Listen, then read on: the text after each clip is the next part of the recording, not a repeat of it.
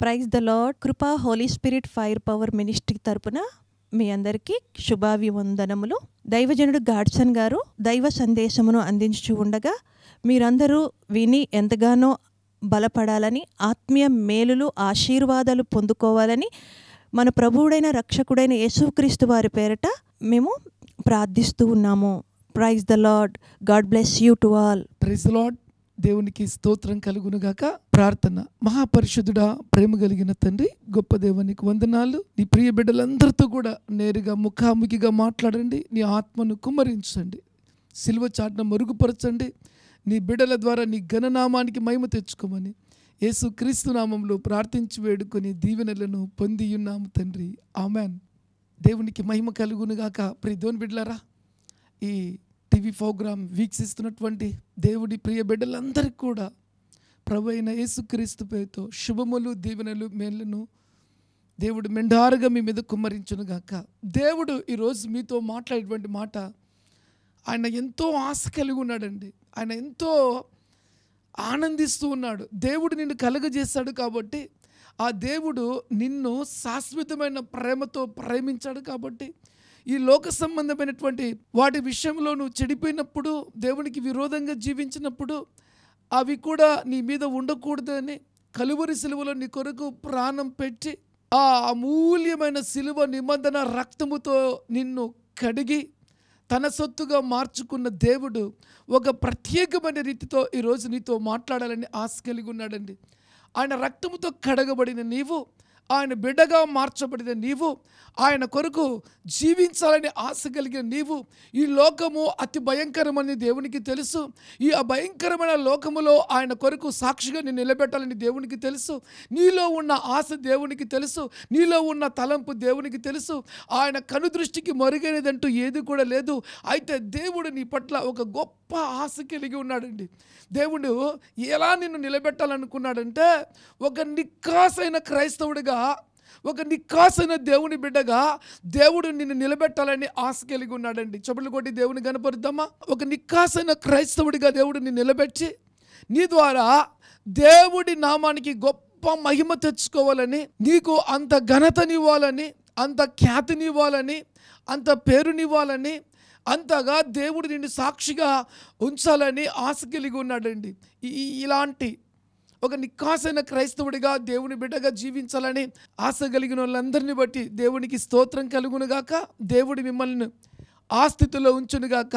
అయితే దేవుడు తన బిడ్డలను ఆ స్థితిలో ఉంచేదానికి, ఆ నిక్కాసైన క్రైస్తవ బిడ్డగా, నిక్కాసమైనటువంటి దేవుని సేవకుడిగా, నిక్కాసైనటువంటి దేవుని కొరకు రోషం కలిగిన వారిగా, క్రైస్తవులంటే వీళ్ళు, నిజంగా దేవుని నమ్ముకున్న వాళ్ళంటే వీళ్ళలాగా మేము ఎవరు ఉండలేదు, అంత చక్కగా వీళ్ళు ఉంటారు, అంత పరిశుద్ధంగా వీళ్ళు ఉంటారు, అంత దేవునికి భయపడేవారిగా వీళ్ళు ఉంటారు, వామ్మో వీళ్ళ భక్త, వామ్మో వీళ్ళలాంటి క్రమశిక్షణ కలిగిన జీవితమా, వామ్మో వీళ్ళలాగా మేము ఉండగలుగుతామా ఒక్కరోజనా అని అనేకులు ఆశ్చర్యపోయే విధంగా ఉండాలి అంటే దేవుడు నిన్ను ఆ విధంగా పెట్టాలని ఆశ కలిగిన దేవుడు నీ పట్ల ఏ ఆలోచన కలిగి ఉన్నాడో చెబితే ఆశ్చర్యపోతావండి. చెబితే ఆశ్చర్యపోతావు. రెండో మాట చెప్పమంటారా ప్రియ దేవుని బిడ్డలారా? రోషం కలిగిన క్రైస్తవుడైతే, ఒక అద్భుతమైనటువంటి క్రీస్తు కొరకు సాక్షి కలిగిన జీవితం జీవించాలని తహతహలాడేటువంటి దేవుని బిడ్డ అయితే, నేను ఏమైపోయినా పర్వాలేదు, దేవుడి నామం నా ద్వారా ఘనపరచబడాలంటే, హెచ్చించబడాలంటే, పొగడబడాలంటే, నేను చచ్చిపోయినా నా సాక్ష్యం చచ్చిపోకూడదని ఆశ కలిగిన వ్యక్తి అయితే ఒకే మాట అంటాడండి, ప్రభువా నా పట్ల నువ్వు ఇంత కోరిక కలిగి ఉన్నావా? ఒక నిక్కాసైన క్రైస్తవుడిగా, ఒక నిక్కాసైన క్రైస్తవురాలిగా, దేవుడి కొరకు రోషం కలిగే వ్యక్తిగా నువ్వు నన్ను నిలబెట్టాలనుకున్నావా? అయితే నేను నీకు లోబడుతున్నా ప్రభు అని ఆ బిడ్డ వెంటనే దేవునికి లోబడతారండి. రెండో మాట చెప్పమంటారా? ఆశ్చర్యాన్ని కలిగించే మాట. ఆ వ్యక్తిలో ఒక అద్భుతమైనటువంటి ఆశ, కోరిక పుడుతుందండి. ఎందుకు తెలుసా? నిక్కాసైన వ్యక్తి జీవితంలో ఎందుకు పుడుతుంది తెలుసా? మళ్ళీ మళ్ళీ మళ్ళీ మళ్ళీ భూమి మీద నేను పుట్టను, ఒక్కసారి పుట్టుక, ఈ పుట్టుక ఎప్పటికీ గుర్తుండిపోవాలి అనే ఆలోచన కూడా పుడుతుంది. ఆ ఆలోచనలో నీతిమంతుల్ని జ్ఞాపకం చేసుకోవడం ఆశీర్వాదకరమనే ఒక అద్భుతమైన దీవెనకరమైన ఆశీర్వాదకరమైన చరిత్ర ఎప్పుడు గుర్తుపెట్టుకుని నేను జ్ఞాపకం చేసుకునే విధంగా ఉండాలనే తలంపు ఒకటి పుడుతుంది నిక్కాసైన క్రైస్తవులు. మళ్ళీ చెప్తున్నా, డమ్మి క్రైస్తవులు కాదండోయ్, నటన క్రైస్తవులు కాదు. నిక్కాసైన క్రైస్తవ జీవితం జీవించే వ్యక్తి జీవితంలో నీతిమంతుల్ని జ్ఞాపకం చేసుకుంటే అది ఆశీర్వాదం కదా. నేనెందుకు అట్టి జీవితం జీవించకూడదు? ఈ బతికే కొద్ది కాలంలో అట్టి జీవితం జీవించాలని మంట పుడుతుందండి. రెండో మాట చెప్పమంటారా? అద్భుతమైన మాట అండి. ఏంటి తెలుసా? నీ పేరు ఈ భూమి మీద కొట్టివేయబడదు అని దేవుని వాక్యం సెలవిస్తుంది. గట్టిగా చప్పట్లు కొట్టి దేవుని కనపరుస్తారా? ఒక వ్యక్తి యొక్క జీవితం భూమి మీద కొట్టివేయబడకుండా ఉండాలి అనేటువంటి ఆలోచన ఆ వ్యక్తికి కలిగినట్లయితే, నా పేరు భూమి మీద కొట్టివేయబడకూడదు ప్రభువా అని ఒక బలమైన ఆ వ్యక్తి తీర్మానం తీసుకున్న వ్యక్తి అయితే, మళ్ళీ ఆ వ్యక్తి భూమి మీద పుట్టడు కాబట్టి నా పేరు కొట్టివేయబడకూడదు, అట్టి పేరు నాకు నిలబెట్టు, అట్టి పేరు, అట్టి గొప్ప ధన్యత, అట్టి ఆశీర్వాదం నాకు దయచే ప్రభువా అని తీర్మానం తీసుకున్న వ్యక్తులైతే, నిక్కాసైన క్రైస్తవులైనట్లయితే, ప్రపంచ దేశ చరిత్రలో అబ్రహాం పేరు కొట్టివేయబడలేదు. గుర్తుపెట్టుకోండి, మీకు 1-2 చెప్తాను ఎగ్జాంపుల్. స్టెఫెన్ తన జీవితంలో దేవుని కొరకు ఆత్మతో నింపబడి ఒక మంచి అద్భుతమైన జీవితం జీవించినప్పుడు ప్రపంచ దేశంలో క్రైస్తవులందరూ కూడా మేము కూడా ప్రభు కొరకు ప్రాణమైన పెడతామని తీర్మానం తీసుకునేటువంటి అంత రోషము, అంత ధైర్యము వీళ్ళకి ఎలా వచ్చిందంటే, స్టెఫెన్ తన ప్రాణాన్ని దేవుని కొరకు పెట్టాడు. ఆయన చనిపోయి తిరిగి పరలోకానికి వెళ్ళిపోయాడు. అయితే అద్భుతం తెలుసా? ఆయన ఈ భూలోకంలో లేడు, కానీ ఆయన పేరు కొట్టివేయబడలే. చెవులు కొట్టి దేవుని కనపడదామా? ఆయన పేరు బట్టి అనేక మంది క్రైస్తవులు ఇప్పుడు కూడా క్రీస్తు కొరకు నేనేమైపోయినా పర్వాలా, దేవుని కొరకు రోషం కలిగిన జీవితం జీవిద్దామని తీర్మానం తీసుకున్నారండి. చెప్పులు కొట్టి దేవుని కనపడదామా? ఈ 2 అద్భుతమైన ఆశీర్వాదాలు ఒక వ్యక్తి జీవితంలో జరగాలి అంటే, దేవుడి ఉన్నతమైన కోరిక ఆ వ్యక్తి జీవితంలో నెరవేర్చబడాలి అంటే, ప్రియ దేవుని బిడ్డలారా, ఆ వ్యక్తి తీసుకునే అద్భుతమైన నిర్ణయం ఒకటి ఉందండి. ఆ నిర్ణయం చెప్తే మీరు ఆశ్చర్యపోతారు. తెలుసా నీకు? ఆ యొక్క వ్యక్తి యొక్క నిర్ణయం ఎటువంటి తెలుసా? అనుకుంటాడు, నన్ను కలగజేసిన దేవుడు నాకు అంత పేరును తెచ్చి ఇవ్వాలనుకుంటే, నన్ను కలగజేసిన దేవుడు నన్ను అంత గొప్ప స్థితిలో నిలబెట్టాలనుకుంటే, ఆ వ్యక్తి అనుకుంటాడు, ఆ వ్యక్తి జీవితంలో నేనేమైపోయినా పర్వాలే. మాట చెప్పమంటారా? ఈ భూమి మీద నేను ఉన్నా పర్వాలా, లేకపోయినా పర్వాలే, ఈ బ్రతికే కొద్ది కాలపు జీవితంలో బ్రతికే ప్రతి గంట, బ్రతికే ప్రతి రోజు, బ్రతికే ప్రతి సెకండు దేవుని కొరకు జీవించాలా, ఆయన చిత్తము చేయాలనే మంట ఆ వ్యక్తిలో పుడుతుందండి.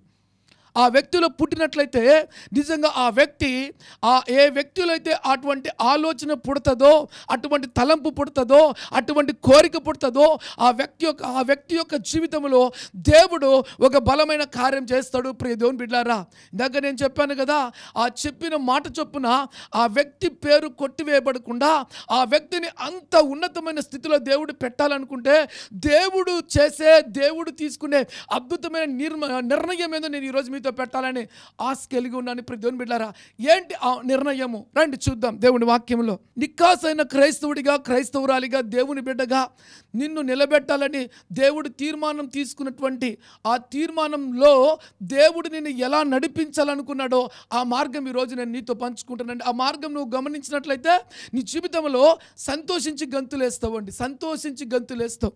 రండి చూద్దాం. దేవునికి స్తోత్రం. కీర్తనలు 66వ కీర్తన 10వ వాక్యం నుంచి చదువుకుందాం. 10 నుంచి 12 వరకు చదువుకుందాము. దేవా, నీవు మమ్మును పరిశీలించి ఉన్నావు, వెండి నిర్మూలము చేయు రీతిగా మమ్మను నిర్మూలము చేసి ఉన్నావు. మళ్ళీ చెప్తున్నాను వినండి. దేవా, నీవు మమ్మను పరిశీలించి ఉన్నావు. దేవా, నీవు మమ్మను పరిశీలించి ఉన్నావు. రెండవది, వెండిని నిర్మూలము చేయ రీతిగా మమ్మల్ని నిర్మూలము చేసి ఉన్నావు. దేవుడు ఆ వ్యక్తిని చూస్తూ ఆ వ్యక్తిని నిలబెట్టాలి, ఆ వ్యక్తి ద్వారా ఘననామానికి మహిమ కలగాలి అని దేవుడు ఆలోచన చేసినప్పుడు ఆ వ్యక్తిలో నిజంగా దేవుడు ఏం చేయాలనుకున్నాడంటే, ప్రియమైన బిడ్డలారా, వెండిని నిర్మూలము చేయ రీతిగా మిమ్మల్ని నిర్మూలము చేసి ఉన్నాను అంటే పూర్తిగా దేవుడు మిమ్మల్ని తన స్వాధీనంలో ఉంచుకొని రెండో మాట చెప్తున్నానండి. ఏంటి ఆ మాట తెలుసా? నిర్మూలన చేయడము. వెండిని ఏ విధంగా మనము నీట్ చేస్తామో, పరిశుద్ధంగా చేస్తామో, ఆ విధంగా దేవుడు నిన్ను చూస్తూ నీలో ఉన్నటువంటి దేవునికి విరోధమైన వాటినన్నిటిని కూడా తొలగించాలి అనుకున్నాడండి. ఏం చేయాలనుకున్నాడు? తొలగించాలి తొలగించాలి తొలగించాలి తొలగించాలి అని అనుకొని దేవుడు నిన్ను ప్రియ దేవుని బిడ్డలారా ఊహకు అందని రీతిలో నడిపించడం మొదలు పెడతాడండి. ఏంటి ఆ నడుపుదల అంటే? దేవుడి వాక్యం సెలవిస్తుంది, నువ్వు బందీ గృహములో మమ్మల్ని ఉంచితివి. బంధించబడిన గృహాల్లాగా మనం ఉండవడం మొదలు పెడతామంట. ఏంటి నా జీవితం ఇట్లయిపోయింది, నేను ఏదో అనుకున్నాను, ఏదో చేయాలనుకున్నాను, ఎక్కడికో వెళ్ళాలనుకున్నాను, వెళ్ళలేకపోతున్నాను, చేయలేకపోతున్నాను, నేను బంధించబడ్డానేంటి. దేవుడు నిన్నేం చేస్తాడంటే ఫస్ట్ థింగ్ బంధించేస్తాడంట. మొదటి వచనం గురించి నేను మీతో పంచుకుంటాను. ఈ మాట గురించి చాలా జాగ్రత్తగా గుర్తుపెట్టుకో. బంధించడము అంటే ఎదగలేని స్థితి, ముందుకు పోలేని స్థితి, భయంకరమైన అననుకూల పరిస్థితుల స్థితి. ఇది బందీ గృహంలో ఉంచడం. మా నడుముల మీద గొప్ప భారం పెడితివి. నడవలేని భయంకరమైన గొప్ప భారం ఇంకొకటి దేవుడు పెట్టాడంట. ఒకవైపు చూస్తే ఆశీర్వాదం, చరిత్ర గుర్తుపెట్టుకోవాలి, నిక్కాసైన క్రైస్తవుడిగా బ్రతకాలని కోరిక ఉంది, ఆశ ఉంది. రెండో వైపు చూసినట్లయితే దేవుని వాక్యం సెలవిస్తుంది, బందీ గృహంలో నేను ఉండిపోయాను. మూడో చూసినట్లయితే నడుముల మీద గొప్ప భారముగా ఉంది. మూడో చూసినట్లయితే నరులు మా నెత్తి మీదకి ఎక్కున్నట్లుగా చేసేదివి. మూడోది ఏంటంట? నరులు మా నెత్తి మీదకి ఎక్కున్నట్లుగా చేసేదివి. మేము నిప్పులలోనూ నీళ్ళలోనూ పడితిమి.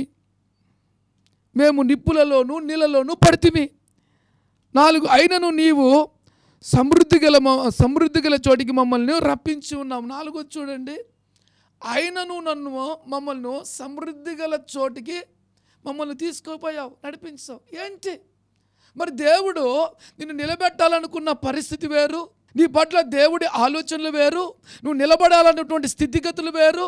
అయితే జీవితంలో ఎన్నో అననుకూల పరిస్థితులు ఏంటి? ఏదో దేవుడిని చేయాలని ఆశ కలిగి ఉన్నాడు. నువ్వు కూడా దేవునితో ఒక ప్రత్యేకమైన వ్యక్తిగా నిలబడాలని ఆశ కలిగి ఉన్నావు. కానీ ఈ సెంటర్లో ఏమి కూడా జరగల, బంధించబడిన వ్యక్తిగా మార్చబడ్డావు. మోయలేని భారము కలిగి అనుకున్న స్థితికి వెళ్ళలేని వ్యక్తిగా నువ్వు మార్చబడ్డావు. ఏంటి? నలగగొట్టబడుతున్నావు, ఏంటి బంధింపబడుతున్నావు, ఏంటి నీ జీవితంలో బలమైన విపత్తులు అంటే? ప్రియ దేవుని బిడ్డలారా, దేవుడు నిన్ను ఒక ప్రత్యేకమైన రీతిలో తన స్వాధీనంలో పెట్టుకొని నిన్ను నడిపిస్తూ ఉన్నాడండి. బంధించబడడం వల్ల గమనించండి, నువ్వు అప్పట్లాగా పరిగెత్తలేవు, అప్పట్లాగా ఇష్టానుసారంగా జీవించలేవు, నీకు ఫ్రీడమ్ లేదు. ఎప్పుడో ఏదో దేవుని సన్నిధికి వెళ్ళి ప్రార్థించడమే, మూలగడమే, ఏడవడమే, ఏ కార్యాలు జరగకుండా ఉన్నా నీ జీవితంలో నువ్వు ఏం చేస్తున్నావంటే మందిరంలో వెళ్ళి ప్రార్థన చేస్తూ ఉన్నావు, బయటికి రావాలంటే రాలేకున్నావు. బయట పరిస్థితులు ఎలా ఉన్నాయి చెప్పమంటారా ప్రియ దేవుని బిడ్డలారా? అవమానంతో, నిందతో, అన్యులు చూస్తే ఏలన చేస్తారని, నా జీవితంలో ఓడిపోయాననే స్థితిలో ఉన్నానని రకరకాల విపత్తులు నీ చుట్టూ చుట్టుకున్నాయి. వాగ్దానం అయితే గొప్పది, నువ్వు దేవుని కొరకు జీవించాలని తీసుకున్న తీర్మానము చాలా గొప్పది. నీ పేరు ఎప్పటికీ ఉండాలనే తలంపు చాలా గొప్పది. అయితే నువ్వు వెళ్తున్న మార్గము చాలా విభిన్నంగా ఉందండి. రెండో మాట చెప్పంటారా మీరు దేవుని బిడ్డలారా? దేవుని వాక్యంలో రాయబడింది కదా, వెండిని నిర్మూలము చేసినట్లుగా నీలో ఉన్న వాటిని నిర్మూలన చేయాలనుకున్న వెండిని నిర్మూలన చేసేదానికి వాడే పరికరాలు వేరు, బంగారమును శుద్ధి చేసేదానికి వాడేటువంటి పరికరములు వేరు. అది అగ్నికి పోతుంది, ఇది క్లీనిక్ కూడా ఒక ప్రత్యేకమైన వాటిలో వేసి దానిలో మలినాన్ని అంతా కూడా తీసేస్తారు. సో దాన్ని అలా పక్కన పెడితే ప్రియమైన బిడ్డలారా, మరి ఈ యొక్క పరిస్థితి చూస్తే ఎలా ఉంది అంటే ఒక విభిన్నమైన రీతిగా ఉంది. ఈ శ్రమలో, ఈ వేదనలో దేవుడు నిన్నేం చేయబోతున్నాడు గమనించండి. ఈ భయంకరమైన వేదనలో నీ చుట్టూ ఏమున్నాయి చెప్పమంటారా ప్రియమైన బిడ్డలారా? అవమానం వెంటాడుతుంది, నింద వెంటాడుతుంది, అంతేకాదు నష్టాలు, కష్టాలు, విరోధములు, వ్యతిరేకతలు, అననుకూల పరిస్థితులు నిన్ను చుట్టుముట్టి ఉన్నాయి. ఓ భయంకరమైన పరిస్థితులు గుండా వెళ్తూ ఉన్నాం. దేవుడు గమనించండి ప్రియ దేవుని బిడ్డలారా, ఎత్తి నిన్ను ఎక్కడేసాడు తెలుసా? శ్రమల అనే భయంకరమైన ఊబిలో వేస్తాడండి.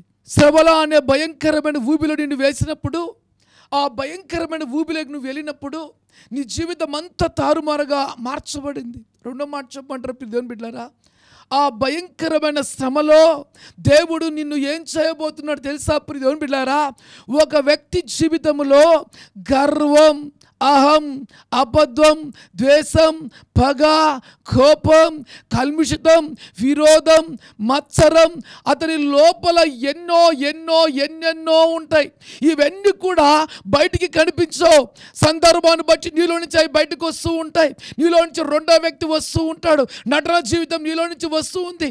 ఇవన్నీ కూడా దేవుడు చూచి ఈ మలినాలను దేవుడు నీలో చూచి, నీ అబద్ధమును దేవుడు చూచి, నీ యొక్క రహస్య తప్పిదాన్ని దేవుడు చూచి, నీలో ఓర్పు లేని తనాన్ని దేవుడు చూచి నేనేం చేశాడు తెలుసా దేవుని బిడ్డరా? ఆ భయంకరమైన శ్రమలో పెట్టేశాడు నిన్ను.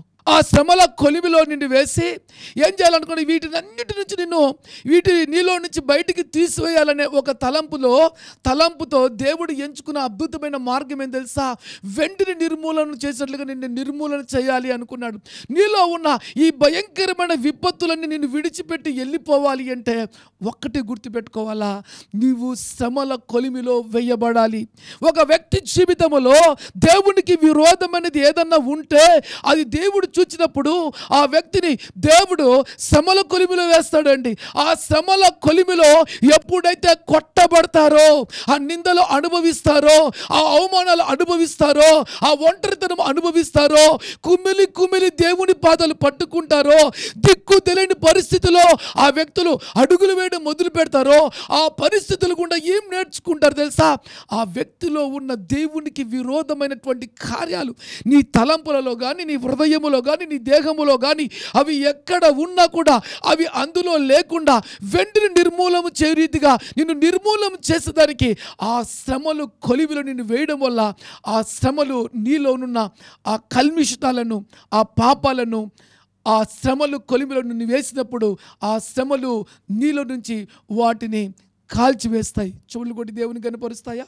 ఎప్పుడైతే ఇవన్నీ నీలో నుంచి కాలిపోతాయో, ఆ శ్రమలు వీటిని కాల్చేస్తాయో, ఆ పగరును కాల్చివేస్తాయి శ్రమలు, ఆ గర్వాన్ని శ్రమలు కాల్చివేస్తాయి, ఆ వ్యతిరేకతను ఆ శ్రమలు కొట్టివేస్తాయండి. ఒకప్పుడు లాంటి వ్యక్తి కాకుండా నేను పూర్తిగా మార్చివేస్తాను.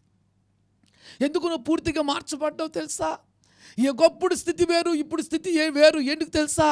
నువ్వు శ్రమల కొలిమిలో పడ్డప్పుడు, దేవుని చేతిలో పడ్డప్పుడు, దేవుడి కనుదృష్టిలో నీలో ఉన్న కల్మిషతలు దేవుడు చూచినప్పుడు ఆ కొలిమిలో నుంచి వాటిని నేను తీసేసినప్పుడు నీ జీవిత చరిత్ర మార్చిపోతుందండి. అప్పుడు నిజంగా నువ్వు ఒక ప్రత్యేకమైన వ్యక్తిగా ఉంటావు. ఆ శ్రమల కొలిమి తర్వాత నువ్వు పొందుకునే మాధుర్యము నీ జీవితాన్ని ఒక ఉన్నతమైన స్థితికి తీసుకెళ్తుంది. ప్రియ దేవుని బిడ్డలారా, అప్పుడే నువ్వు నిక్కాసైన క్రైస్తవుడిగా మార్చబడతావు. ఇవన్నీ నీలో ఉన్నాయి. అవి పోయేదానికే దేవుడు ఎంచుకున్న మార్గం నేను నడిపిస్తాడు. ఆ మార్గంలో నువ్వు వేసినప్పుడు, ఆ శ్రమల కొలిమిలో నువ్వు కాలిపోయినప్పుడు, ప్రియ దేవుని బిడ్డలారా, నీ జీవితంలో ఒక నిక్కాసైన క్రైస్తవుడు బయటకు వస్తాడు. చెప్పండి కూడా దేవుని కనపరుస్తారా? ఒకప్పుడు లాంటి వ్యక్తి కాదు, ఒక నిక్కాసైన క్రైస్తవుడు. ప్రతి క్రైస్తవుడు కూడా ఒక నిక్కాసైన క్రైస్తవుడుగా ఎప్పుడు మార్చబడతాడంటే శ్రమల కొలిమిలో వేయబడి, ఆ కొలిమిలో అనేకమైనటువంటి నిందలు, అవమానాలు, విరోధములు, వ్యతిరేకతలతో కాల్చబడి, అతడు తనలో ఉన్న ప్రతి తప్పిదాన్ని దేవుని సన్నిధిలో ఒప్పుకొని విడిచిపెట్టి అలాంటి బ్రతకకుండా ఒక చక్కటి బ్రతికి ఎప్పుడైతే దేవుడి చిత్తం చేస్తాడో ఆ వ్యక్తి యొక్క పేరు కొట్టివేయబడదు. అందుకే దేవుని వాక్యం చదివిస్తా, నా చిత్తము చెయ్యవాని పేరు ఎప్పుడు కూడా కొట్టివేయబడదు.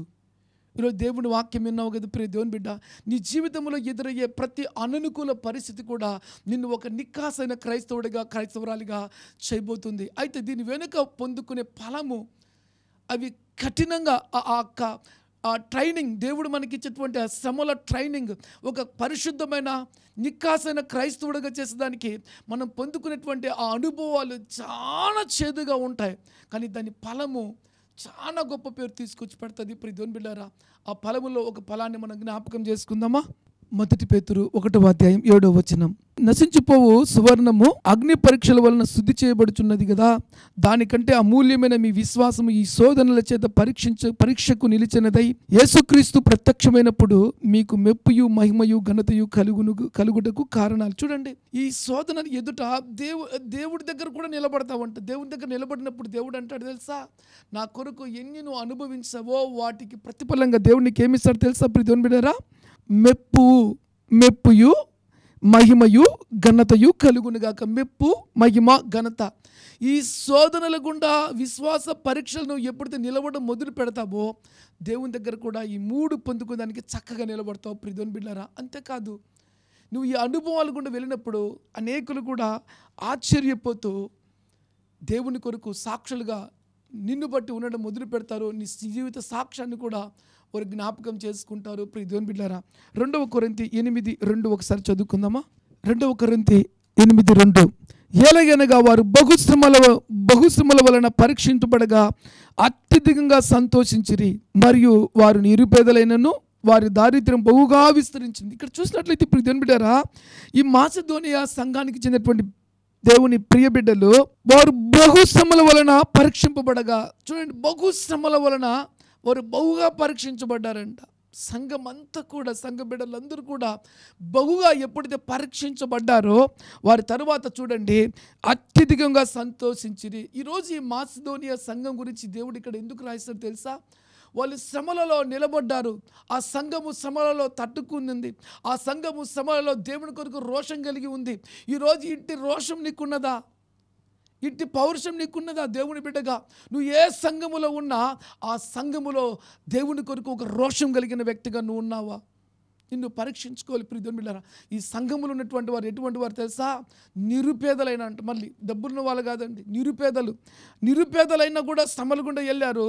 కానీ అయినా కూడా దేవునిచే పరీక్షించబడిన తర్వాత వారి పేరు చరిత్రలో మిగిలి అట్లే ప్రతి సంఘానికి దేవుడు నేర్పిస్తున్న పాఠాలు. మాసిదోనియా సంఘానికి శ్రమలు వచ్చినప్పుడు ఆ సంఘ సభ్యులు ఏ శ్రమలకు భయపడలేదండి. ఏ శ్రమలకు బెదిరి సంఘాన్ని విడిచి వెళ్ళిపోలేదు. ఈరోజు శ్రమలు కొలిమిలో పరీక్షించబడుతున్నామంటే ప్రతి వ్యక్తి జీవితంలో శ్రమ ఎదురైందంటే సంఘాలు మారడం మొదలుపెట్టారండి. నువ్వు ఎన్ని సంఘాలు మారినా కూడా నిజమైన నిక్కాసైన క్రైస్తవుడిగా మార్చబడవు. నువ్వు ఏ సంఘములో ఉన్నా ఆ సంఘములో శ్రమలు నేను వెతుకుతూ వస్తున్నాయంటే సంతోషించి గంతులై. నిందలు, విరోధములు, వ్యతిరేకతలు, అననుకూల పరిస్థితులు, వాటి మధ్య నువ్వు పారిపోయి ఏరే సంఘానికి వెళ్తున్నావంటే నిక్కాసైన క్రైస్తవుడిగా, క్రైస్తవురాలుగా నిలబడడానికి అంగీకరించక విడిచిపెట్టి వెళ్ళిపోతున్నావు. ఈ మాసిదోనియా సంఘంలో ఉన్నటువంటి బిడ్డలు ఎటువంటి వారు తెలుసా? అలాంటి వాళ్ళు కాదు. ఎన్ని పరీక్షలో రాని ఆ పరీక్షలో నిలబడతామని నిలబెట్టారు. నిలబడిన తర్వాత తెలుసా వాళ్ళు మేము నిలబడ్డాము అని ప్రపంచానికి సాక్షిగా నిలబడిపోయారండి. వారి జీవితంలో ఎన్నో శ్రమలు, ఒకటి కాదు, 2 కాదు, 3 కాదు, 4 కాదు, 1 by 1 వారి జీవిత యాత్రలను అడిగితే ఎన్నో శ్రమల గుండా వాళ్ళు వెళ్ళారండి. ఆ శ్రమలు వారిని ఏం చేసిందంటే ఒక శక్తివంతమైన వ్యక్తులుగా మార్చేసిందండి. వారు మార్చబడ్డారు. తర్వాత చెప్పమంటారా? వారు చూడండి అత్యధికంగా సంతోషించిరంట.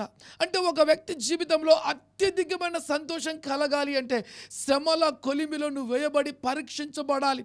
పరీక్షించబడని వ్యక్తి జీవితంలో అత్యధికంగా సంతోషం ఉండే. దొంగ అంటే నేను కాదని వెళ్ళిపోతారు. దొంగ ప్రూవ్ చేసుకున్నప్పుడు, నువ్వు ప్రూవ్ అయినప్పుడు, నువ్వు దొంగవు కాదని బయటపడినప్పుడు, దొంగను కాను అని అందరి ఎదుట నీ నామం పొగడబడినప్పుడు ఎగిరి గంతులేస్తావు. నిన్ను దొంగ అన్నవారు తలదించుకొని సిగ్గుతో తల వంచుకొని క్షమించండి అని అడుగుతారు. పరీక్షకు నిలిచినావు కాబట్టి తల ఎత్తుకున్నావు. అయితే ఈ మాసిదోనియా సంఘం కూడా ఎలా ఉందంటే శ్రమల తర్వాత వారి యొక్క వీధికి దీవెనలు ఎలా వచ్చాయంటే విస్తారమైన దీవెనలు వారి మీదకి వచ్చి పడ్డాయండి. విస్తారమైన దీవెనలు. ఈరోజు కూడా మనం ఈ మాటలు ఎందుకు జ్ఞాపకం చేసుకున్నాం తెలుసా? వారు జీవించిన జీవిత విధానం ఆశ్చర్యాన్ని కలిగిస్తుంది. వారు మన మధ్య లేరు, అయినా కూడా వారు బ్రతికే వారి జీవితంలో, ఆ సంఘములో, ఆ పరిచర్యలో అంత సాక్షులుగా ఉండి వారు ప్రభు చిత్తం చేశారు. అట్టి జీవితం చేశారు కాబట్టే ఈరోజు నీకు నాకు పాఠాలుగా ఉన్నాయి. మన భక్తికి ఒక పరీక్ష, మనం అట్టి భక్తి కలిగి ఉన్నామా? అట్టి రోషం కలిగి ఉన్నామా? అట్టి శ్రమలు వచ్చినప్పుడు ఎదుర్కొనడానికి సిద్ధంగా ఉన్నామా? మనం పరీక్షించబడాలి దేవుని బిడ్డారా. మళ్ళీ చెప్తున్నాను, ఒక నిక్కాసైన క్రైస్తవుడిగా ఎప్పుడు పేరు తెచ్చుకుంటాడంటే ఆ వ్యక్తి జీవితంలో ఎన్ని భయంకరమైన శ్రమలు వచ్చినా ఓడిపోకుండా ధైర్యముగా నిలబడి ఆ పరీక్షల్లో నిలబడినప్పుడైతే ఖచ్చితంగా అప్పుడే ఒక నిక్కాసైన దైవ శక్తి కలిగిన దేవుని కొరకు రోషం కలిగిన క్రైస్తవుడిగా నీవు దీవించబడిన వ్యక్తిగా నువ్వు మార్చబడతావండి. పరీక్ష లేకుండా ఒక ప్రత్యేకమైన నిక్కాసైన క్రైస్తవుడిగా నువ్వు ఎప్పుడు కూడా మార్చబడవు.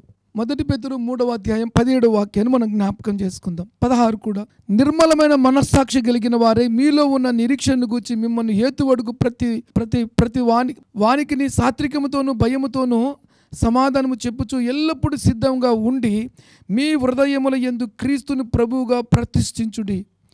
చూడండి, ఈ మాటలో ఎన్ని భయంకరమైన విపత్తులు శ్రమలు మీ మీదకి వస్తాయో వాటి విషయంలో దేవుడు అంటున్నాడు, ఏమన్నాడంటే సాత్వికముతో జవాబు చెప్పుడి. ఆ తర్వాత దేవుడు ఏం మాట్లాడుతున్నాడు చూడండి దేవుని బిడ్డలారా, మీ హృదయమందు క్రీస్తుని ప్రభువుగా ప్రతిష్ఠించుకోండి. శ్రమల విషయంలో అబద్ధాలు బొంకకుండా, దేవునికి విరోధంగా ఏది మాట్లాడకుండా ప్రభువుని హృదయములో ప్రతిష్ఠించుకోండి. ఇంకా నీ మీదికి ఎన్ని మాట్లాడతారో, ఏం జరుగుతాయో, ఏ నేరారోపణలు నీ మీద వేస్తారో, ఎంత భయంకరమైన మాటలు మాట్లాడతారో, ఎంతమంది అబద్ధాలు చెబుతారో, ఎంతమంది నేరారోపణ చేస్తారో, ఎంతమంది మిమ్మల్ని నిందిస్తారో, ఎంతమంది నిన్ను భయంకరమైన మాటలతో పొడుస్తారో, కానీ ఆయన కూడా దేవుని వాక్యం చెప్తుంది, ఒక నిక్కాసైన క్రైస్తవుడిగా నువ్వు జీవించాలనుకున్నప్పుడు హృదయములో ప్రభువుని ప్రతిష్ఠించుకోండి. అప్పుడు మనసులో అంటుంది, ప్రభు జీవితంలో, ప్రభు కలువరి సిలువలో సిలువెక్కినప్పుడు ఆయన ఎన్ని శ్రమలు, ఎన్ని నిందలు, ఎన్ని అవమానాలు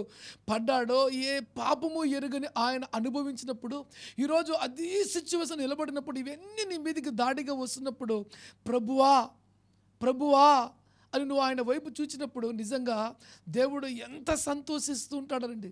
చరిత్రలో నీ పేరు నిలబడిపోవాలంటే నీ చుట్టూ ఇంతమంది భయంకరంగా నీ చుట్టూ ఉండి నేను మాట్లాడుతున్నారంట.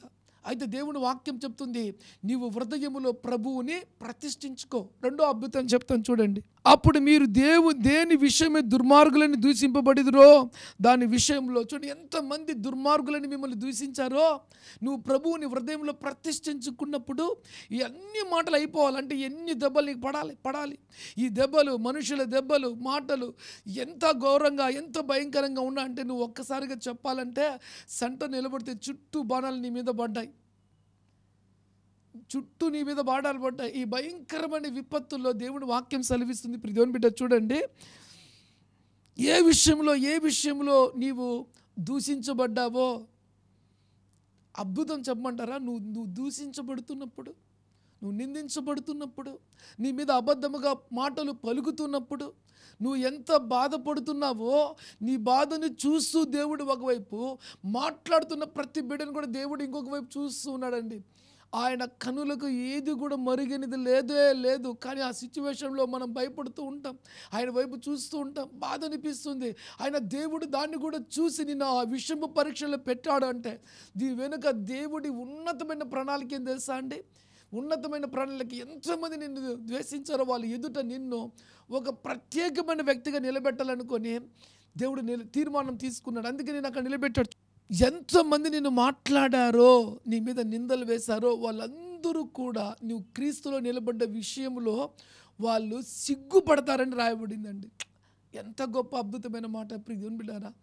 నిన్ను జోలికి వచ్చి నిన్ను మాట్లాడినప్పుడు అందరూ కూడా ఆ వ్యక్తినా, నేను మాట్లాడానా, నేను దూషించానా, నేను బాధ పెట్టానా, నేను నిందించానని తల దించుకొని సిగ్గుతో తల వంచుకుంటారంట నీ ఎదుట. నిజంగా దేవునికి మహిమ కలుగును గాక. రెండో మాట చెప్పమంటారా, దేవుని చిత్తం అలాగా ఉన్న ఎడల కీడు చేసి శ్రమపడ్డ కంటే మేలు చేసి శ్రమపడ్డ బహు మంచిది. చూడండి, నీ పేరు చరిత్రలో నిలబడిపోవాలంటే కీడు చేసి శ్రమపడే జీవితం వేరండి, ఆ లైఫ్ వేరు. కానీ దేవుడు వాక్యం ఏం చెప్తుంది తెలుసా? దేవుని బిడ్డలను చరిత్రలో వారి పేరు నిలబెట్టాలనుకున్నటువంటి దేవుడు మేలు చేసి శ్రమపడుట ఎంతో మేలు. చూడండి, నీ ద్వారా కొన్ని శ్రమలు జీవితంలోకి వస్తున్నావు. అయితే ఆ శ్రమలు ఎందుకు వచ్చాయంటే మేలు చేయడం వల్ల వచ్చాయంట. మేలు చేయబడ్డావు కాబట్టి నీ పేరు కొట్టివేయబడకుండా నిలబడిందండి. అందుకే మనం స్టెప్ని చూసినట్లయితే అతని మీద పండ్లు కొరికి రాళ్లతో కొట్టినప్పుడు స్టెఫెను ఆత్మతో నింపబడి పరలోకంలో ప్రభువుని చూచి, ప్రభువా నన్ను కొట్టిన వీళ్ళందరూ ఇప్పుడే అని శపించవచ్చు, కానీ ఏ మాత్రం శపించలే. ఒకటే మాట అన్నాడు, ప్రభువా నన్ను కొట్టిన వీళ్ళందరినీ బట్టి నీకు వందనాలు, వీరి మీదికి నీ ఉగ్రత రానీకు, వీరిని క్షమించు, వీరిని ప్రేమించు ప్రభు అన్నాడు. గిటికి చప్పట్లు కొట్టి దేవుని గణపడదామా? ఆ చివరి క్షణాల్లో సైతం కూడా స్టెఫెన్ పలికిన మాట, ప్రభువు పలికిన మాట స్టెఫెన్ పలికాడండి. వీరేం చేస్తున్నారు తెలియదు, ప్రభా క్షమించు అన్నాడు. అంత గొప్ప వ్యక్తిగా నువ్వు మార్చబడాలి అంటే ఆ శ్రమల కొలిమిలో నిలబడాలి. ప్రియ దేవుని బిడ్డలారా, అట్టి శక్తి ప్రభువు నీకు ఇచ్చునుగాక. మళ్ళీ చెప్తున్నానండి, దేవుడు నిన్ను పిలుచుకున్నాడంటే శక్తిహీనులను శక్తిమంతులుగా చేసేటువంటి దేవుడు అండి. బలహీనులను బలాన్ని ఇచ్చేటువంటి దేవుడు. భయపడేవారిని వారి జీవితంలో భయమే లేకుండా నిలబెట్టేటువంటి వాడండి. జ్ఞానము లేని వారిని జ్ఞానాలను సిగ్గుపరచుటకు జ్ఞానము కలిగిన వారిగా దేవుడు నిలబెడతాడు. దీనులను ఉన్నతమైన స్థితిలో నిలబెడతాడు. చేపలు పట్టేవారిని మనుషులు పట్టేవారిగా దేవుడు చేస్తాడు. ఈరోజు ఈ వాక్యం మీద నీ జీవితంలో నీ పుట్టుక యొక్క దేవుడి ఉన్నతమైన ప్రణాళిక, ఏ విధంగా నిన్ను కలగజేసిన దేవుడు నీ ద్వారా సంతోషించాలనుకున్నాడో ఆ పరిపూర్ణ పని నీ జీవితం ద్వారా దేవుడు చెయ్యునుగాక. కళ్ళు మూసుకుందామా, ప్రార్థన చేసుకుందాం. మహాపరిశుద్ధుడా, ప్రేమ కలిగిన తండ్రి, నువ్వు మాట్లాడిన మాట మా జీవితాలను మార్చివేస్తుంది నాయన. మేము వెళ్తున్న అనేకమైన శ్రమలు, నిందలు, వేదనలు ఊరికనే మేము అనుభవిస్తున్నాం అనుకున్నాం, కానీ ఆ శ్రమలలో మాలో మా దేవునికి నచ్చనవన్నీ కాల్చివేస్తున్నామని మాకు తెలిసింది నాయన. మా కన్నులలో అయ్యా మా దేవునికి విరోధమైనది ఏదున్నా కూడా తొలగించు. మాట ద్వారా, చూపు ద్వారా, ఆలోచన ద్వారా మాలో ఏదున్నా కూడా తొలగించి ఇంకా ఇంకా ఇంకా మమ్మల్ని మీరు చూచినప్పుడు నాయన నీకు ఇష్టమైన బిడలుగా మేము ఉండినట్లుగా మాలో ఉన్న ప్రతి మలినమును తొలగించండి, నీ సాక్షులుగా నిలబెట్టండి నాయన. అంతేకాదు ఈరోజు ఈ వాక్యం విన్న ప్రతి బిడ్డలో పరిశుద్ధాత్మడ బలమైన గొప్ప కార్యం జరిపించండి. ఏ బిడ్డ పేరు కూడా కొట్టివేయబోటుకు మేము అంగీకరించడం లేదు నాయన. వారి కొరకు ప్రాణం పెట్టి కొన్న దేవుడవు నాయన. అయ్యా శ్రమలో నువ్వు తోడుగా ఉండు నాయన, వేదనలో నిందలలో నువ్వు తోడుగా ఉండండి. నువ్వు ఇచ్చిన దేహము, నువ్వు ఇచ్చిన శరీరము తండ్రి, నీ కొరకు సాక్షులుగా నీ బిడ్డలు నిలబెట్టండి నాయన.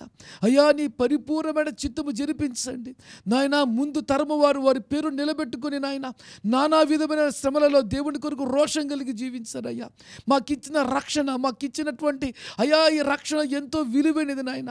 అయ్యా మమ్మల్ని నువ్వు వెలబెట్టుకున్నావు. మా తరములో తండ్రి మేము కూడా నీ దృష్టికి నిందారహితులంగా బ్రతుకుతూ దేవుని కొరకు సాక్షిగా జీవిస్తూ నాయన మా తరానికే కాదు మరొక తరం వారు తండ్రి మమ్మల్ని జ్ఞాపకం చేసుకున్నట్లుగా దేవుని కొరకు ఒక నిక్కాసైన భక్తి కలిగిన వారిగా మమ్మల్ని మార్చండి నాయన.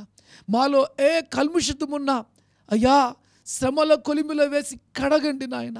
ఎప్పుడు నీ సన్నిధిలో దీవెనలు కోరుకునే వారిగా ఉంటామే కానీ ఆ దీవెనలు మా జీవితాలని మార్చి ఉన్నతమైన స్థితిలో పెట్టవు. ఈ లోక సంబంధమైన సంతోషాలను ఇస్తావు. మా జీవితమే చరిత్రలో గుర్తుపెట్టుకునే విధంగా నా జీవితంలో నా సాక్ష్యము ఒక నిక్కాసమైన క్రైస్తవుడికి నేను బ్రతకాలనే ఆలోచన నాకు పుట్టలేదు ప్రభా. ఈరోజు పుట్టింది అయ్యా, ఈ వాక్యం ద్వారా పుట్టింది నాయన. ఈరోజు ఈ వాక్యం ద్వారా ప్రతి బిడ్డలో కూడా అట్టి విశ్వాసపు మంటను పుట్టించు ప్రభా. సిలువ చాటున ప్రతి బిడ్డను మరుగుపరచండి. నీ సమాధానము, నీ సంతోషం, నీ దీవెన, నీ ఉన్నతమైన ప్రణాళికను దయచేయండి.